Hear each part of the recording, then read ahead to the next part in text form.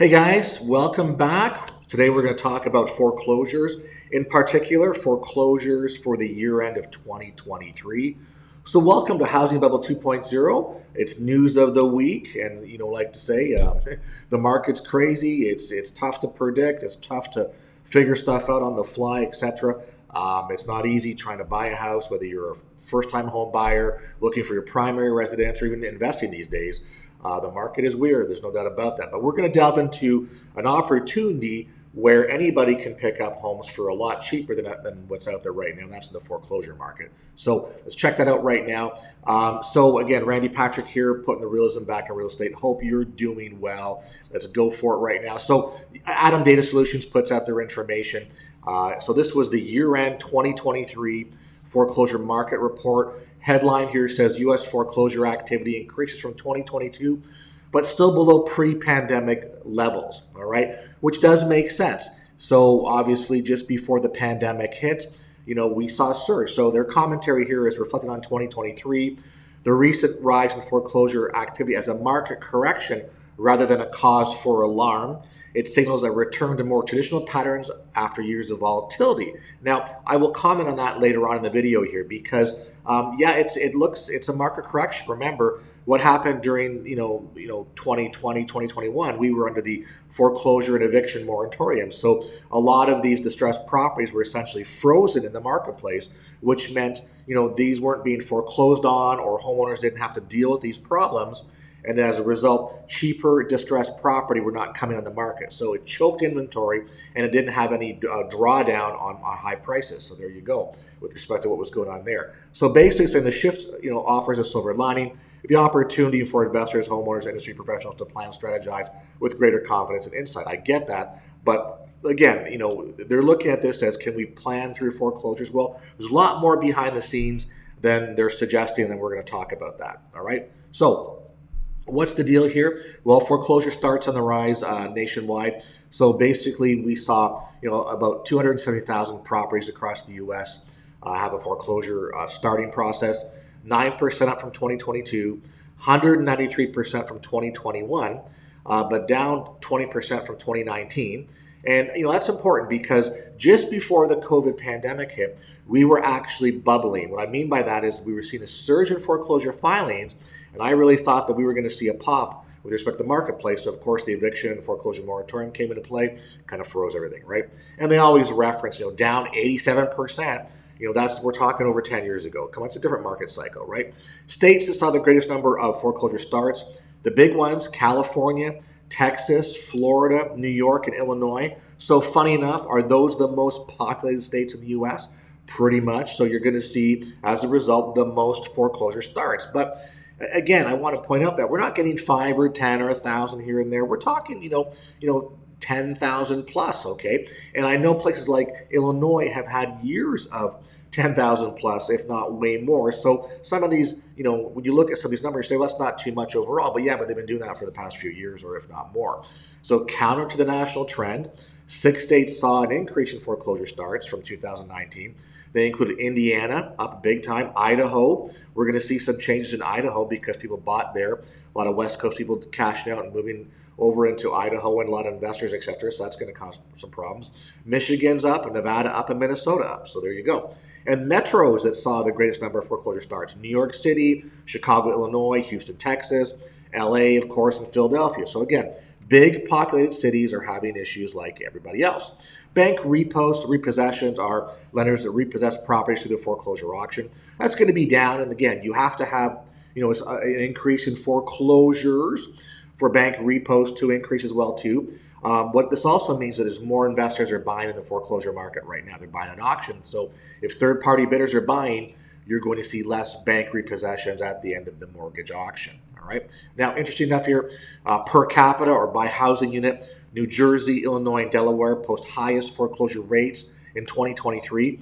So states with the highest rates: New Jersey, Illinois, Delaware. Rounding out the top 10 states: South Carolina, Nevada, Florida, Connecticut, and Indiana. Obviously, we have Maryland and Ohio there as number 4 and 5. So again, when I look at these states and these lists, not surprising. Typically almost mirrors what happened in the last housing crisis with respect to the sort of carnage that went on. So this does not surprise me. But again, these are like number, X number, like one per capita, rate per capita, so density essentially, ratio. So it's not total volume. It's I guess one over X number of housing units. So obviously it goes to show you where the economy and where the people are at in those individual states. All right, now Cleveland, Atlantic City, Lakeland post the highest metro foreclosure rate. So we got 223 metros that they do statistics on, at least 200,000 people in there. Highest foreclosure rates in 2023 were in Cleveland, Ohio, Atlantic City, New Jersey, Lakeland, Florida, Columbia, South Carolina, and Fayetteville, North Carolina. The metros with greater than 1 million, Cleveland back in that again. Philadelphia, of course, which we mentioned earlier. Jacksonville up there, Las Vegas, and Chicago. So again, a lot of these larger cities in the states are carrying the weight, and then the larger cities are going to be up in the percentages for volume, strictly on a volume, and then on a per capita or ratio level on the foreclosure. So nothing is surprising me here. But the point, though, is that it is increasing. Maybe not the pace we had before. Comparatively speaking, if you go and compare it to the last housing crisis, yeah, nothing's going to compare to that, but we are slowly creeping up there. There's a lot of things going on behind the scenes I'll talk to you in a second here, all right? So, by the way, folks, if you enjoy the information I provide on this channel, if you could please subscribe, I'd really appreciate that. And if you are a current subscriber, I think you are, if you could please resubscribe, hit that bell notification, because I always lose subscribers. I've been plateauing. People aren't seeing my videos. I've been controlled by the man, so to speak. So that's how it goes. You talk about things like this. So average time to foreclose decreases quarterly and annually. So here's the thing. A lot of times some of the legacy media would say, well, you know what?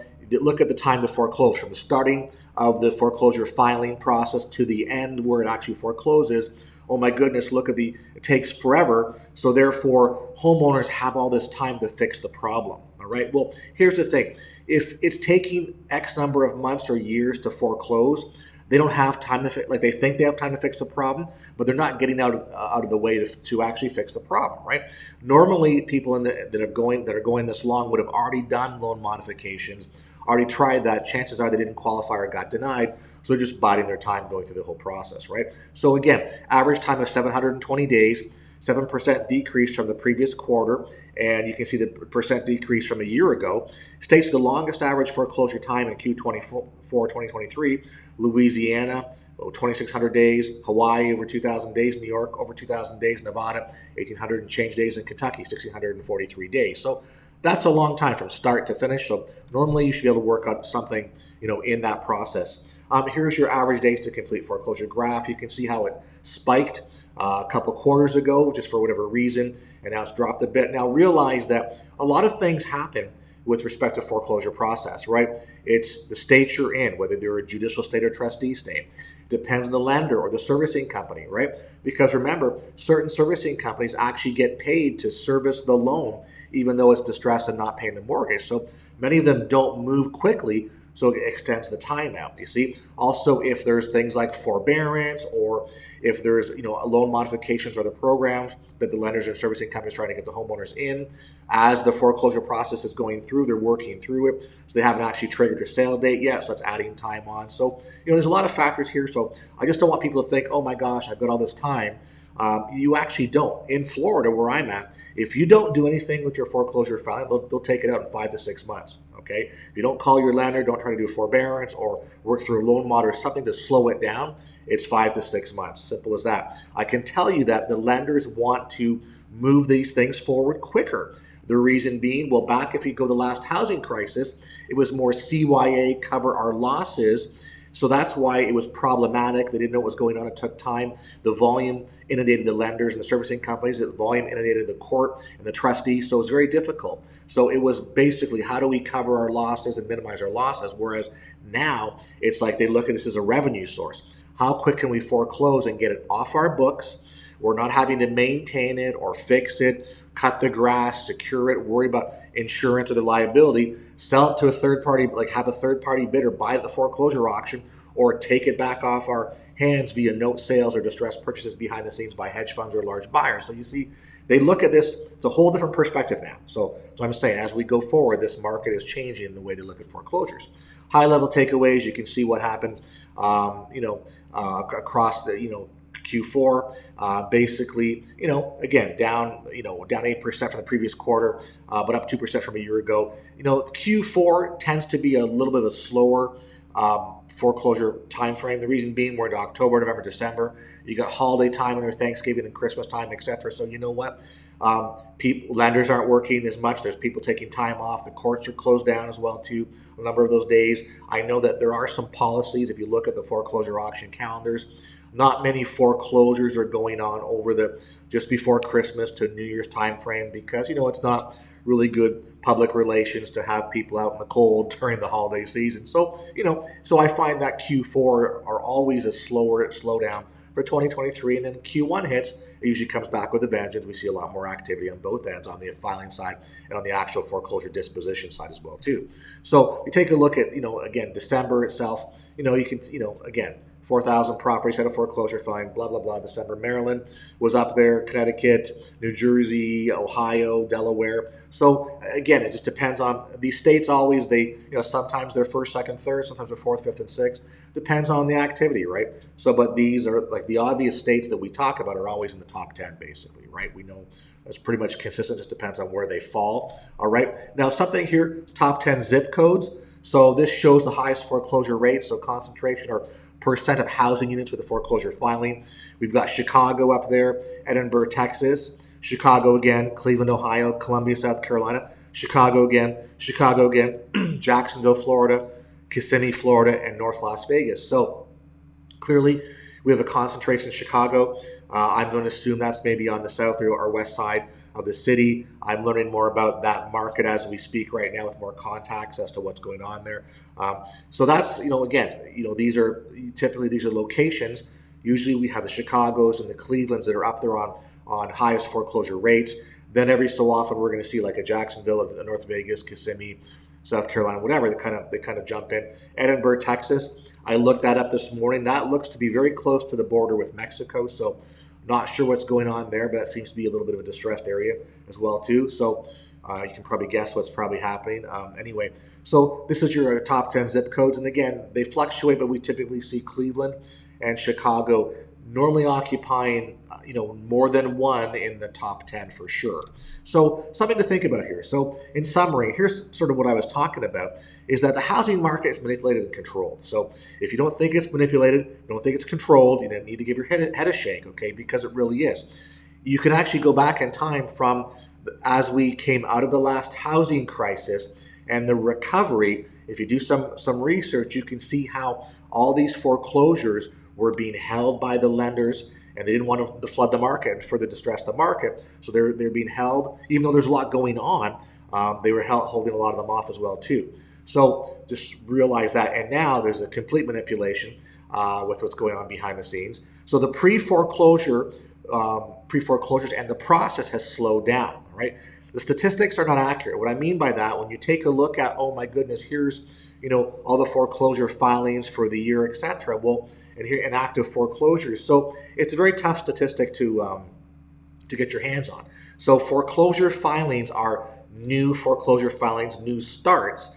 But when you take a look at total foreclosures, well, there's not really a good number to sort of they're active right now. Like who knows? Like for example, we've just hit we just finished 2023. So any foreclosures that took place in 2022, the majority of those foreclosures were filed, they're not finished, they're not gone off the radar. A portion of them will be.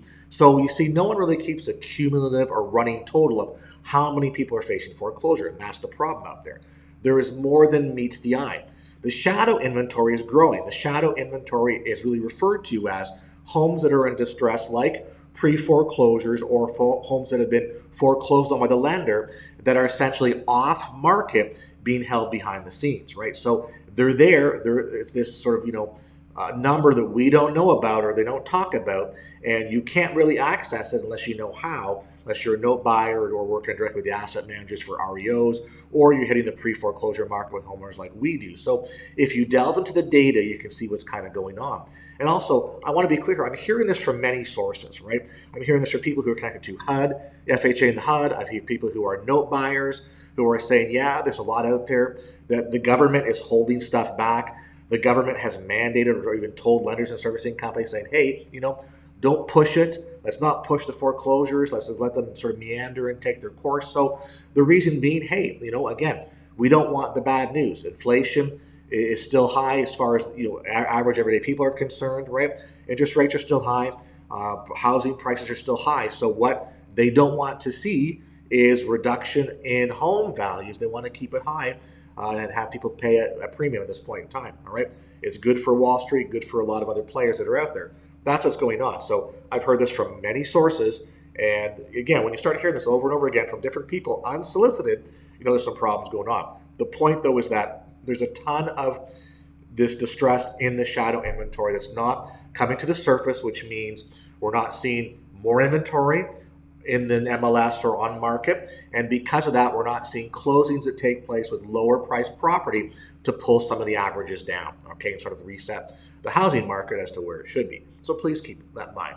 So as a result of all of this, all right, we're busy. We're pushing forward. We know what's going on. Frankly, I don't care what people think about my commentary in the videos, right?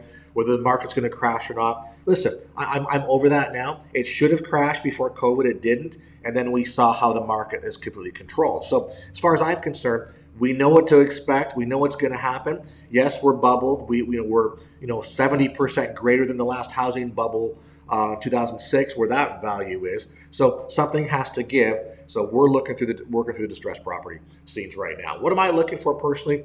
Investor buyers, cash buyers who need single family residences. I'm looking for real buyers who have money, who actually want to purchase and work on these properties.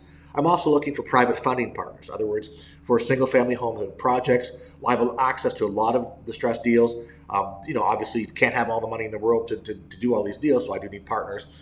Great returns. I want to recruit real estate agents in Tampa and other Florida locations. Reason being, so much out there. I have more people, more feet in the street. I can teach and train you what to do. We can go from there. More joint venture partners, in other words, sophisticated real estate investors who don't want to do the things I do. We got great systems so we can get great discounts. And I went bringing me distressed deals, stuff that's in pre-foreclosure, probate, whatever that you don't know what to do with or it's too complex. Bring it to us. We can figure it out and do the work for you here, okay? So, which brings us to, hey, man, top 10 ways to earn income and build wealth during a housing correction or crash. Obviously, foreclosure auctions, bank owns, short sale, short payoff subject to HOAs, tax deeds, probates, zombie houses, the underinsured market, and the surplus overage market as well, too. So we're involved in doing all these things at this point in time. And also I have two new ones I talked about. One's called novations or retail buying. It's a more sophisticated or better way of doing wholesaling, and code violations. I totally forgot about code violations. We have a whole list we're working through right now. People who maybe they're, it's estates or heirs of people have passed away. The heirs don't know what to do, don't have the money for it. So great opportunities to participate in this market. This is where the inventory is. It's being held back. It's under the radar. If you want to make some money or get some decent price houses, this is the place to look. All right, everybody. So once again, I appreciate the views. I appreciate the likes and the comments. Please share the video with your family and friends. If you're not a subscriber, please subscribe, and look forward to speaking with you in a couple days. Talk to you soon.